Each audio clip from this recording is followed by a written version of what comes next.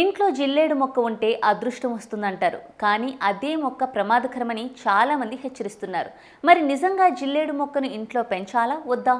జిల్లేడు మొక్క గురించి వాస్తు ఆధ్యాత్మికం, ఆయుర్వేదంలో ఎన్నో విశేషాలు ఉన్నాయి.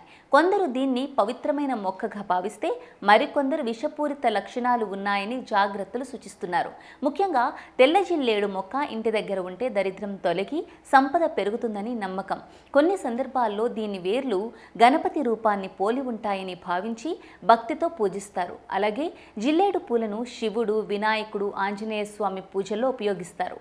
వాస్తుశాస్త్రం ప్రకారం ఈ మొక్క ఇంటి చుట్టూ ఉంటే నెగిటివ్ ఎనర్జీ దూరమై సానుకూల శక్తి పెరుగుతుందని చెబుతారు. అయితే దీనిలో ఉండే తెల్లని ద్రవం చర్మానికి తగిలితే దురదలు, అలర్జీలు రావచ్చు. కళ్ళల్లో పడితే మంట కూడా కలుగుతుంది. అందుకే చిన్నపిల్లలు ఉన్న ఇళ్లలో చాలా జాగ్రత్త అవసరం. ఆయుర్వేదంలో మాత్రం జిల్లేడు ఆకులు, వేర్లు, పువ్వులను కీళ్ల నొప్పులు, చర్మ సమస్యలు, దగ్గు, జలుబు వంటి సమస్యలకు ఉపయోగిస్తారని చెబుతారు. కానీ వైద్యుల సూచన లేకుండా వాడటం ప్రమాదకరం.